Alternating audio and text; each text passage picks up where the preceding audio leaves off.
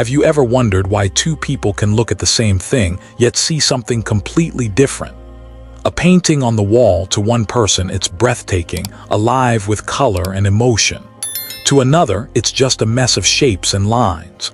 Or think about a rainy afternoon. One person complains about the gloom, while another feels peace in the sound of raindrops against the window. The event is the same, but the experience is not. Why? The answer is both simple and unsettling. We never see life as it truly is. We only see life as we are. Each of us wears an invisible blindfold made of memories, emotions, culture, and expectations. This blindfold shapes everything we notice, everything we interpret, and everything we believe to be real. And yet, most of us walk through the world unaware that it even exists. From a Buddhist perspective, this blindfold is the very root of human suffering. The Buddha often compared the mind to a mirror, capable of reflecting reality with perfect clarity. But over time, dust gathers. Layers upon layers of dust, our anger, our desires, our fears, our biases, cloud the surface. We stop seeing things as they are, and instead we see the dust itself. And the tragedy is this: we think the dust is reality. Imagine standing in a crowded marketplace. The smell of food, the buzz of voices, the chaos of movement. One person feels overwhelmed, desperate to escape. Another feels energized, delighted by the vibrancy. The marketplace hasn't changed. What changed is the blindfold each person carries. It's as if life is a vast, unchanging field, but our mind places filters over it. Filters of judgment, filters of desire, filters of fear. And what we call reality is nothing more than our filtered perception. This is why the Buddha said, "With our thoughts we make the world." It's not the external world that torments us, but the way we see it. Suffering, in its deepest form, is not about the event itself, but about the story we tell ourselves about the event.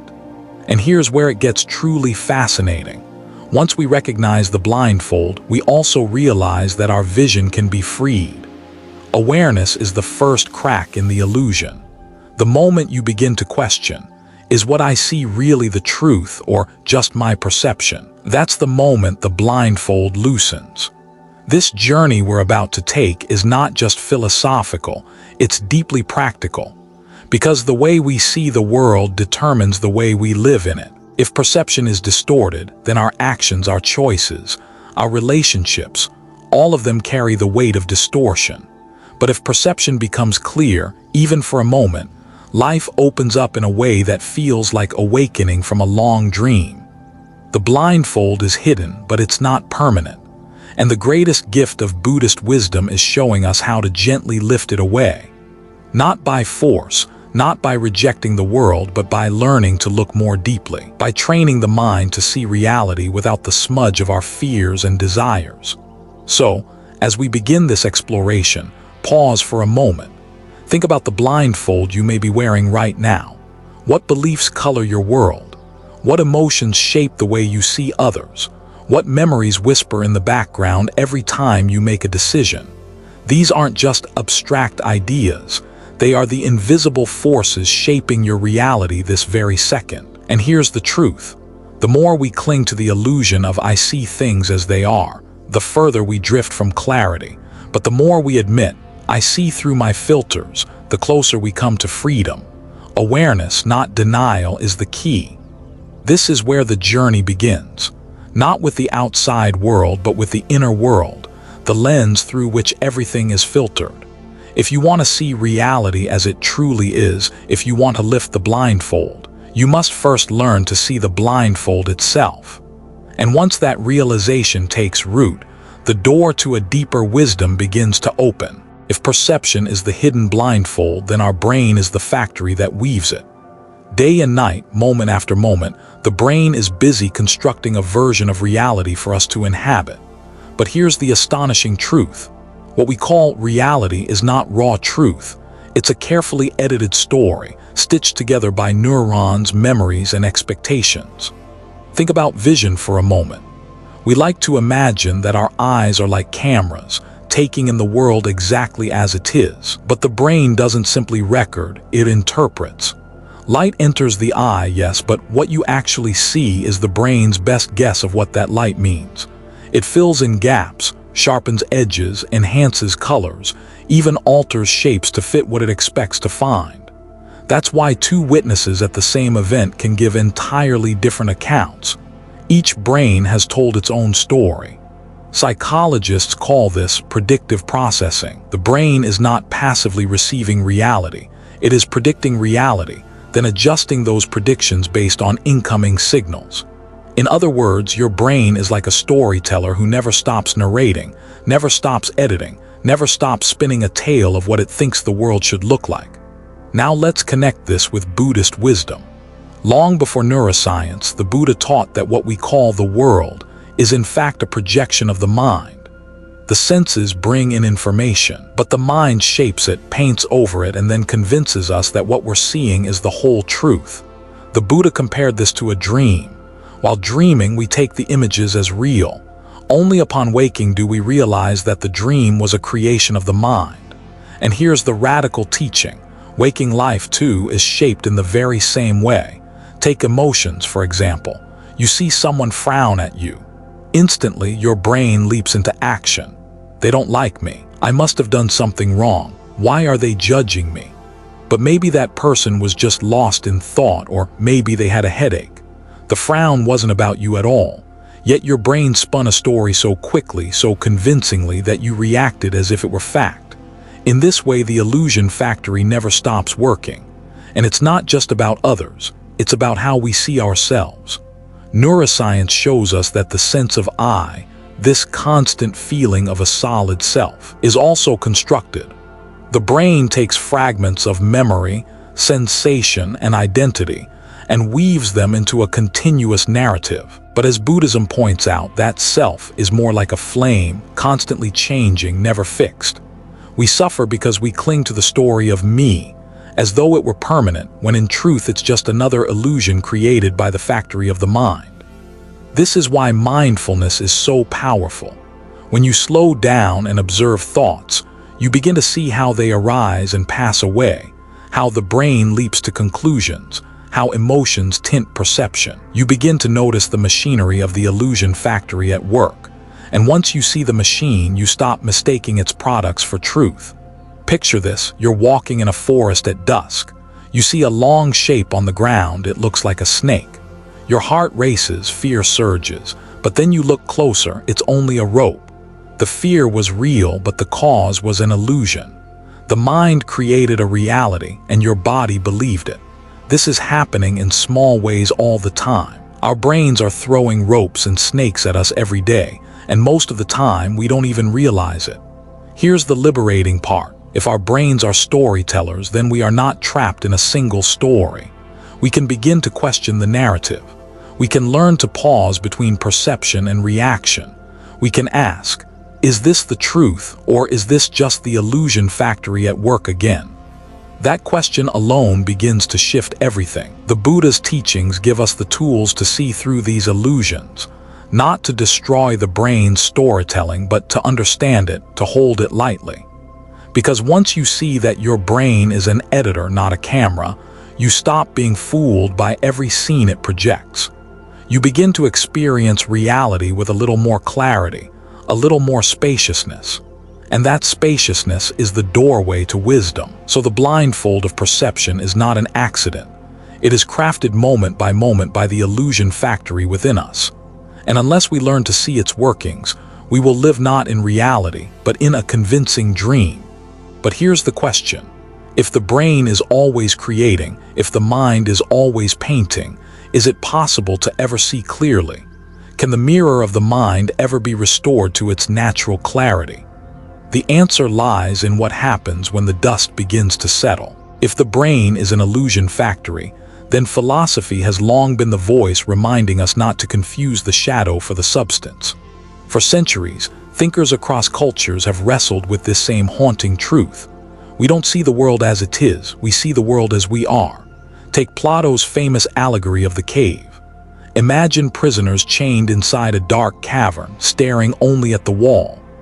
Behind them, a fire burns, and between the fire and the prisoners, figures pass, casting shadows on the wall. To the prisoners, those shadows are the entire world. Shapes flicker, movements dance, and they think they are seeing reality. But in truth, they are seeing only a projection, a dim echo of what exists beyond their chains. Plato's warning is timeless.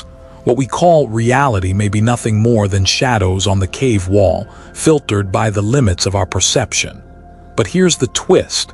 Buddhism takes this one step further. Not only are we chained by illusions of the outer world, but we're also chained by illusions within. Desire, fear, memory, ego. These are the shackles that keep us gazing at shadows, mistaking them for truth. Centuries later, the German philosopher Immanuel Kant echoed a similar insight. He argued that we never encounter the world as it is, the noumenon. We only ever experience the world as it appears to us, the phenomenon, shaped by the categories of our mind. Time, space, causality, all of these are not properties of the world itself, but frameworks our mind imposes on experience. In other words, reality itself may be forever beyond our grasp. Doesn't that sound hauntingly close to the Buddhist teaching of emptiness? That what we see has no fixed essence, only forms shaped by mind and context. Kant used philosophy to say what the Buddha revealed through meditation. The world you think you know is filtered, constructed, arranged by the mind's scaffolding. And then there's William Blake, the poet and mystic, who put it in a single unforgettable line: "We see with, not through the eye." What he meant was simple yet profound. The eye is not a window, but a lens colored by who we are. Our joys, our wounds, our longings all tint the glass. Even modern psychology echoes this. Carl Jung said, "Who looks outside dreams, who looks inside awakes." What we notice in others often reveals more about us than about them. The envy, the anger, the admiration we project, these are mirrors reflecting our inner landscape. When we look at the world, we're really gazing into a living mirror of ourselves. This idea that perception is self-revelation is both unsettling and empowering. It means the conflicts we see out there often begin in here. A person full of fear sees a threatening world. A person full of love sees opportunities for connection. Two people walk into the same room, but each lives in a different universe because each carries a different self. Now, why does this matter for us on the path of awakening? Because if we continue to believe our perceptions are absolute truth, we'll keep clashing with others, clinging to illusions and deepening our suffering. But if we recognize that perception is a mirror of our inner state, then every moment becomes an opportunity. Each reaction, each judgment, each strong emotion is a teacher, whispering, "Look closer, not at the world, but at yourself." This is where philosophy meets practice. It's not about abstract debates, it's about turning the gaze inward. The cave, the categories of the mind, the colored lens of perception, they are not just theories, they are descriptions of our daily experience. And the more we become aware of them, the closer we come to seeing clearly. So perhaps the question isn't, what is the true nature of the world? Perhaps the deeper question is, what is the true nature of the one who sees? If perception is a mirror, then ignorance is the dust that clouds it. And in Buddhism, this ignorance has a name, avijja. It doesn't mean a lack of information like forgetting a fact or not knowing a skill. Avijja is far deeper. It is the blindness to the very nature of reality.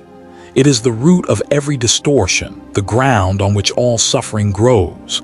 From avijja arise the vipallasa, the great distortions of perception, thought, and view. These are the subtle tricks of the mind that keep us spinning in the cycle of delusion. Imagine standing in a hall of mirrors at a carnival. Each reflection is warped. Some stretch your body tall, others make it short, others twist your shape until it's almost unrecognizable. This is what the mind does under avijja. We look into the world, but what we see are distortions. Not reality as it is, but reality bent by our ignorance. The Buddha described 4 primary vipallasa, 4 great perversions of view, seeing the impermanent as permanent. We cling to youth, health, wealth, relationships as though they will last forever. And when they inevitably change, we feel shock, loss, despair. Seeing the impure as pure. We cover over flaws, chasing beauty, status, and possessions, believing they will bring lasting joy. But the shine fades and we're left disappointed. Seeing suffering as happiness, we run toward pleasures, addictions, distractions, thinking they will satisfy us. Yet the more we consume, the hungrier we feel, seeing the not-self as self. We take this fragile, ever-changing body and mind and build a fortress of identity around it. We say, this is me, this is mine, this is who I am.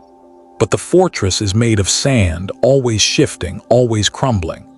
These distortions aren't just philosophical, they shape every moment of our lives. They drive our desires, our fears, our conflicts.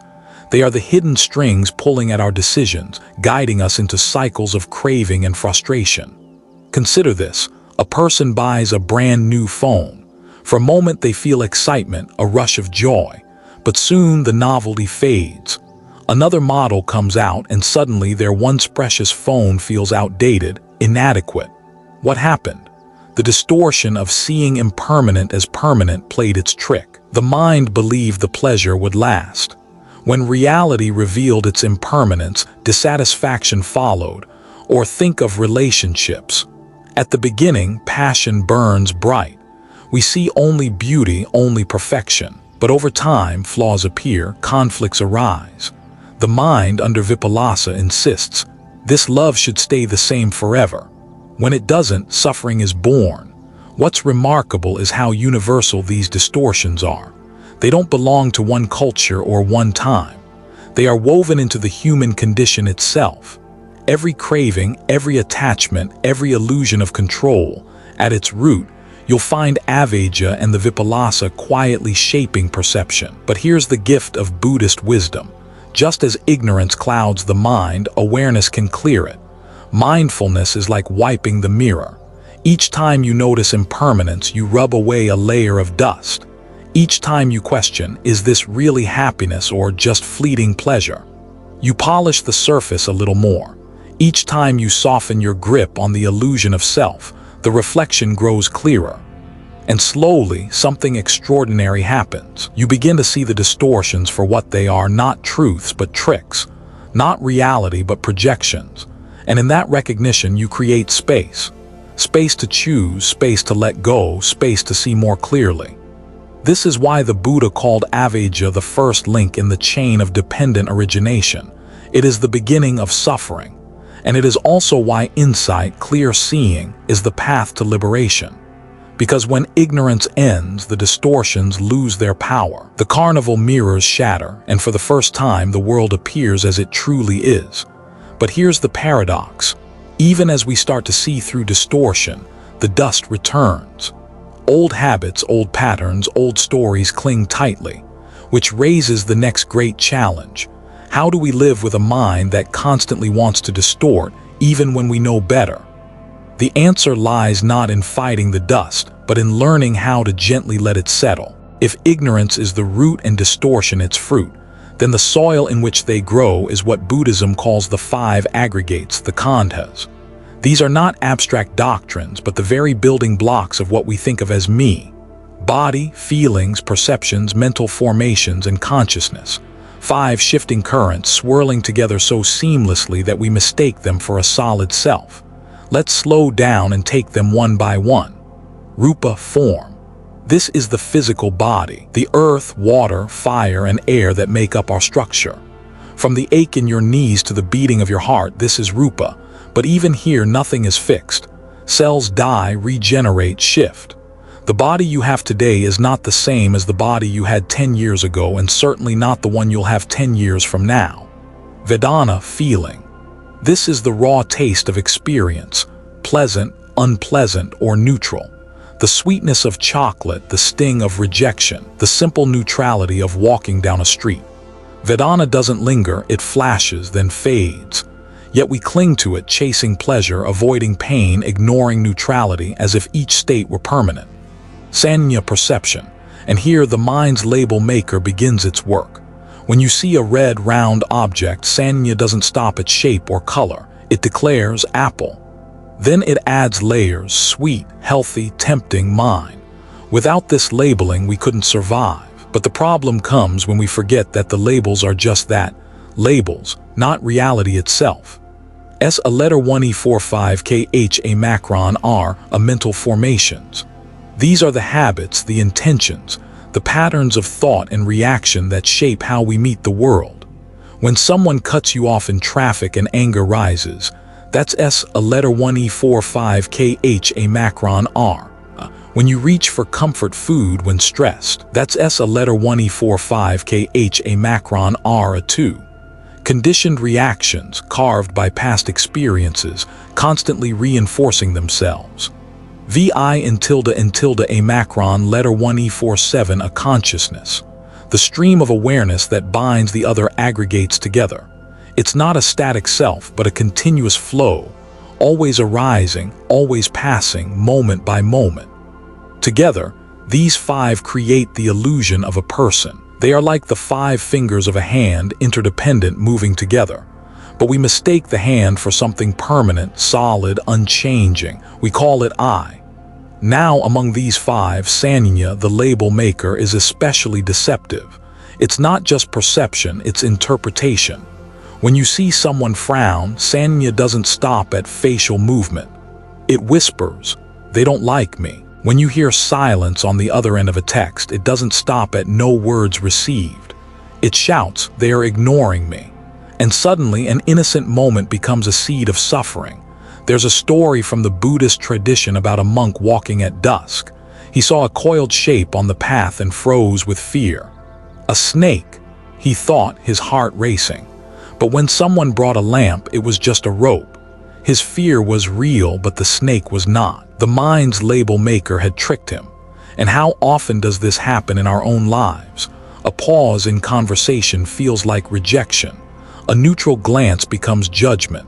A small failure spirals into "I am worthless." We rarely see the rope, we see the snake our mind projects. This is why understanding the aggregates matters. They're not philosophy to be debated, they're tools to dismantle delusion.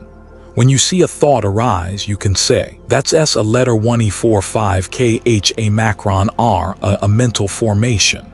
When you notice the mind slapping on labels, you can whisper, "That's Sanya at work."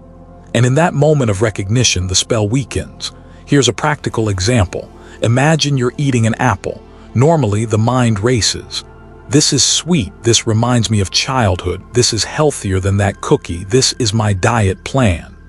The apple disappears under layers of thought.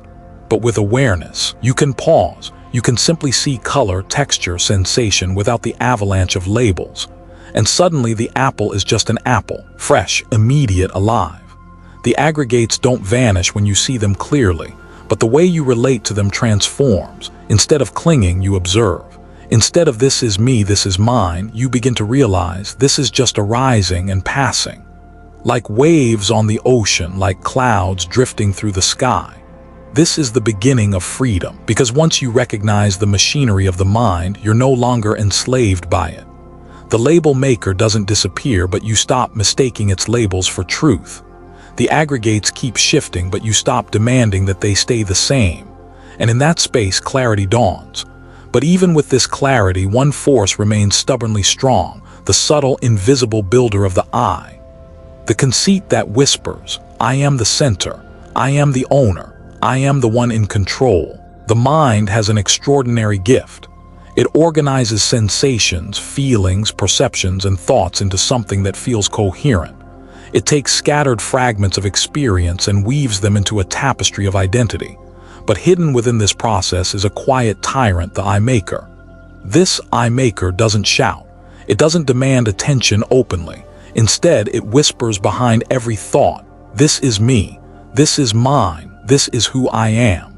When you feel the warmth of the sun, it is not just warmth, it becomes my experience.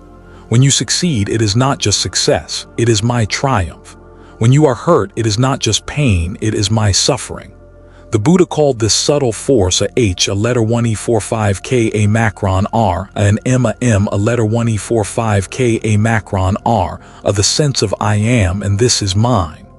It is not evil, it is not malicious, but it distorts reality with astonishing power, wrapping every fleeting moment into the net of selfhood. And the more it spins its web, the more we cling, defend, and suffer. Think about it. When someone insults you, the sound of their words is simply vibrations in the air. Yet the eye maker instantly attaches those sounds to me, and suddenly it burns. The pain is not in the words, it is in the ownership. Without the eye maker, the words pass like wind. With it, they stab like knives. This is why the Buddha emphasized anatta, the teaching of not self.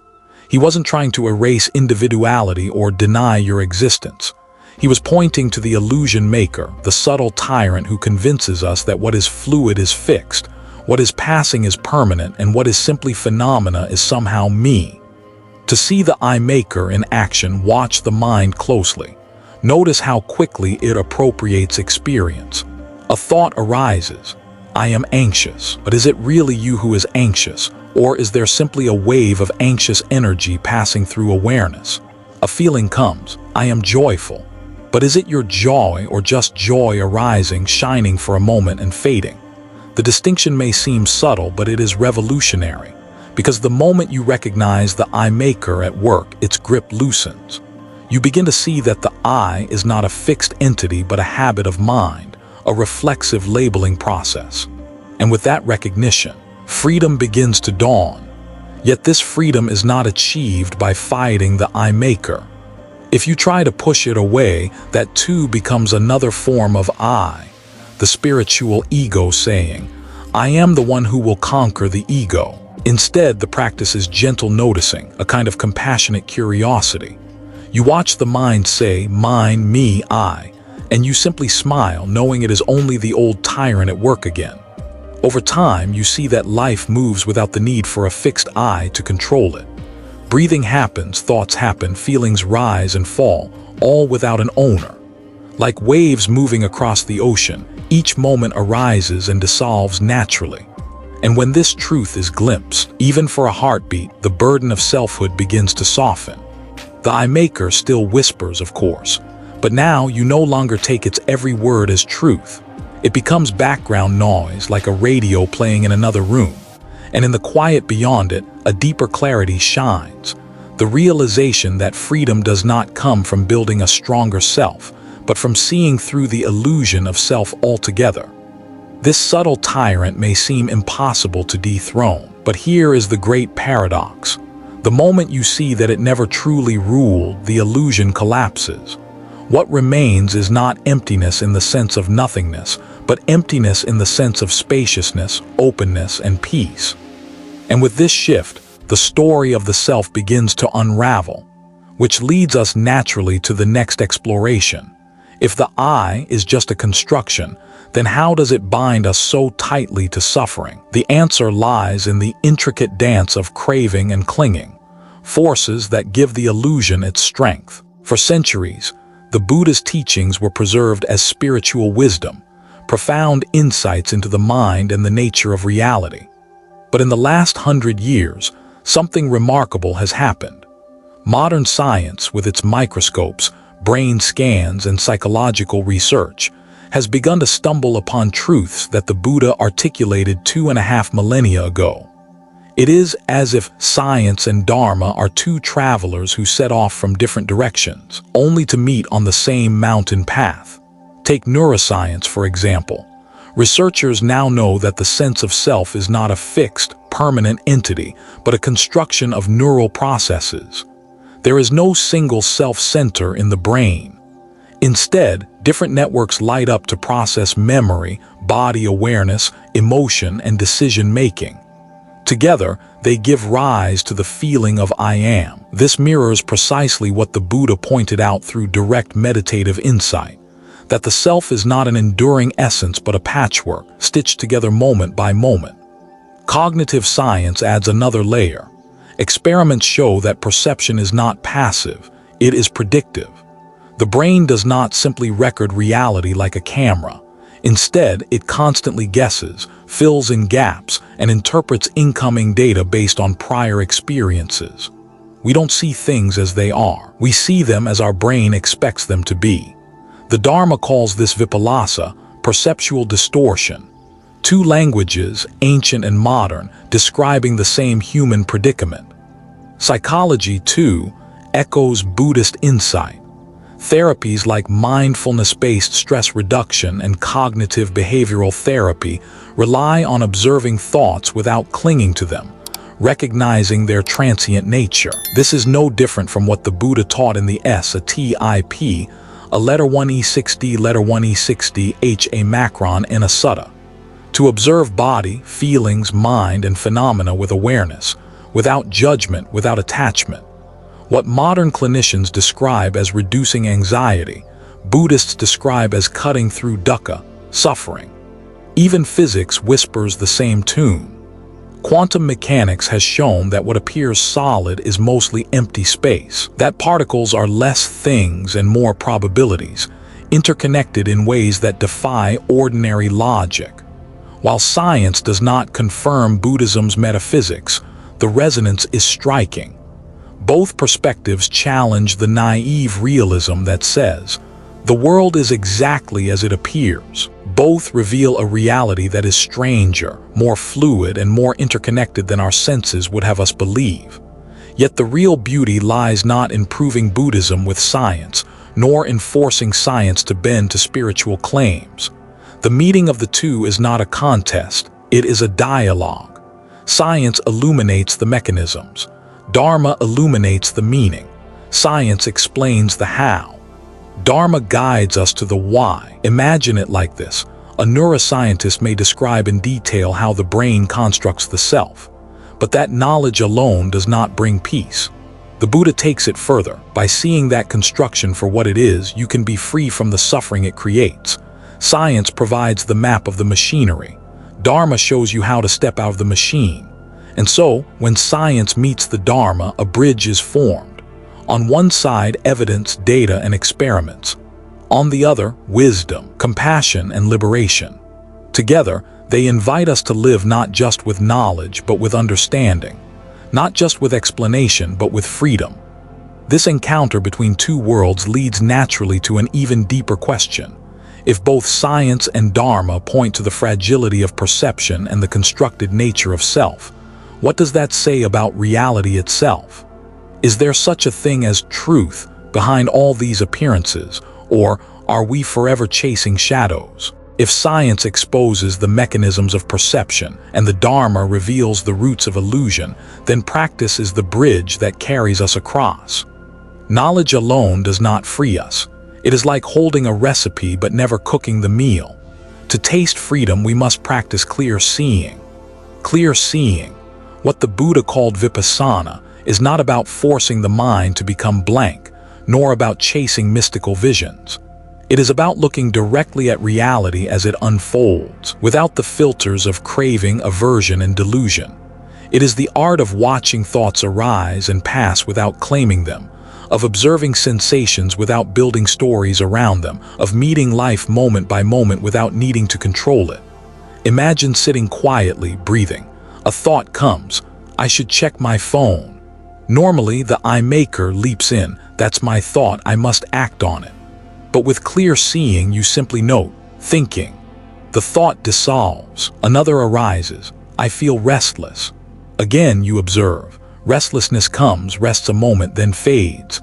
Little by little you realize that thoughts are not chains, they are clouds drifting through the sky of awareness. This is why the Buddha compared practice to polishing a mirror. At first the glass is so covered in dust that you cannot see your reflection, but with each stroke of mindfulness the surface clears. What was once blurry becomes sharp. What was once distorted becomes true. And clear seeing is not confined to the meditation cushion. It breathes into every part of daily life. When someone cuts you off in traffic, can you see the surge of anger as just a conditioned response, not as my rage? When a loved one praises you, can you enjoy the warmth without grasping at it, without turning it into, I am worthy only because they approve? These everyday moments are the perfect training ground. At its heart, clear seeing is about recognizing impermanence anicca, suffering dukkha, and not self-anatta. You begin to notice that everything, every thought, every feeling, every sensation is fleeting. You see that clinging to what is fleeting inevitably brings unease. And you understand, not just intellectually but viscerally, that none of it truly belongs to me. There is a kind of quiet liberation in this. Life becomes lighter. Joy is no longer something to chase. It arises naturally when we stop clinging. Pain is no longer an enemy. It becomes a teacher, showing us the futility of resistance. Even the self, once so central, softens into a fluid process rather than a rigid prison. But this clarity is not cold or detached. On the contrary, it blooms into compassion. For when you see clearly that your suffering is born of clinging, you understand that everyone else is caught in the same net. And from that understanding, kindness flows effortlessly, not as a moral duty, but as the natural fragrance of wisdom. This is the invitation of clear seeing, to step out of the dream of distortion and into the freedom of presence, not to escape life, but to live it fully, awake and unburdened. And as this practice deepens, another horizon emerges. If perception is distorted and the self is an illusion, and clarity reveals freedom, then what is it that remains when all illusions fall away? What is the ground beneath the shifting sands of experience? When the dust of confusion begins to settle and the mind sees more clearly, something unexpected happens. The heart opens, for clarity is never sterile, it is never cold. True clarity naturally gives birth to compassion. Why? Because the moment you recognize that your own suffering is woven from clinging and illusion, you also see that every other human being is entangled in the same web. That person who lashes out in anger, that friend who cannot let go of loss, that stranger consumed by greed, they are not villains. They are prisoners of the same distortions you have glimpsed within yourself. And once you see this, judgment softens. What arises instead is empathy. Think of a time when you were completely overwhelmed by grief or fear or desire. In that moment, could you have acted differently? Probably not. The force of illusion was too strong. And now, when you see another person swept away by those same forces, the heart whispers, "Ah, they too are caught, just like me." This is the beginning of compassion through clarity. The Buddha often described compassion, K-A-R-U letter 1E47A macron, as the natural companion of wisdom panyanya. They are like two wings of a bird. Without one, the other cannot carry you far. Wisdom sees the emptiness of self. Compassion feels the fullness of connection. Together, they allow us to move through the world with both steadiness and tenderness. And this compassion is not abstract. It takes shape in small, ordinary ways. A moment of patience when someone is short-tempered. A kind word offered when another feels unseen. A quiet choice to forgive instead of retaliate. These gestures may seem small, but they ripple outward, touching lives in ways unseen. In the same way that clear seeing dissolves the illusion of me, it also dissolves the illusion of separation. You realize that your well-being is not independent from others. When you ease their burden, your own heart grows lighter. When you hold back from harming, peace deepens in you as well. Compassion is no longer a moral obligation. It becomes as natural as breathing. And here lies the transformative power of clarity. It turns the very forces that once trapped you into bridges of connection. Your suffering becomes a doorway to understanding the suffering of others. Your practice becomes nourishment not only for yourself, but for the whole world. This is why, in the Dharma, wisdom and compassion are never taught apart. To see clearly without compassion would be incomplete, even dangerous. But to feel compassion without clarity can become sentimentality, easily overwhelmed. Together, they form the heart of awakening. A mind that sees the truth and a heart that responds with love. And so, as the path unfolds, one sees that liberation is not escape from the world but a deep embrace of it. Freedom is not about building walls of detachment, but about walking into life with an open gaze and an open heart. Which brings us to the final step of our journey. If perception is distorted and the self is an illusion, and compassion blooms through clarity, what does it mean to live this understanding every day? How do we carry it into our lives, our relationships, and even our final moments? From the very beginning, we have been exploring a hidden blindfold, the veil of perception that bends reality into shapes we mistake for truth. We traced its roots in the brain's illusions, in philosophy's echoes, in the Buddha's diagnosis of ignorance and distortion. We saw how the mind builds a self, a subtle tyrant, and how craving and clinging tighten its grip. We walked through the dialogue of science and dharma, practiced the art of clear seeing, and witnessed compassion blossoming from clarity. And now we stand at the threshold of a different way of being, living without the veil. This does not mean that distortions will never arise again. The I maker will still whisper, craving will still knock at the door, anger will still flare in moments of heat. But living without the veil means that we no longer take these distortions as ultimate truth. We recognize them as passing clouds, not the sky itself. It means walking through the world with eyes open, seeing people not as enemies or obstacles but as fellow travelers.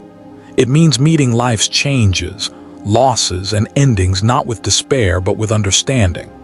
It means holding joy lightly, savoring it without clinging, knowing it too will pass. Living without the veil is not about escaping the human experience. It is about inhabiting it fully, but with wisdom and compassion as your constant companions. It is smiling at impermanence rather than fearing it, opening the hand of clinging rather than grasping tighter, allowing love to flow without the need for possession. The Buddha never promised that life would become perfect, only that suffering could be understood and released. And in that release, even in small glimpses, there is a taste of freedom more profound than anything the world can offer. A freedom that does not depend on conditions, a peace that does not shatter when circumstances change. So the invitation is simple yet infinite. Practice clear seeing in your everyday life. Notice the eye that arises and let it soften. Notice the clinging and let it loosen. Notice the suffering and let compassion arise. Step by step, moment by moment, you will discover that the veil has never been permanent. It can lift. It can fall away. And when it does, life itself becomes luminous. Ordinary moments, walking, breathing, speaking, listening, shine with an extraordinary clarity. You realize that awakening is not somewhere far away, hidden in the clouds of mystery. It is here in the very heart of this moment, waiting behind the veil that you were never meant to wear forever. Living without the veil is living awake, living with open eyes, living free. If this journey touched something deep within you, I invite you to continue walking this path with us. Subscribe to Zen Buddhism Wisdom and let these teachings be a quiet companion in your daily life. Together, we can keep exploring, keep questioning, and keep uncovering the simple truths hidden in plain sight. May your days be filled with clarity, compassion, and freedom, and may the veil grow thinner with every mindful breath.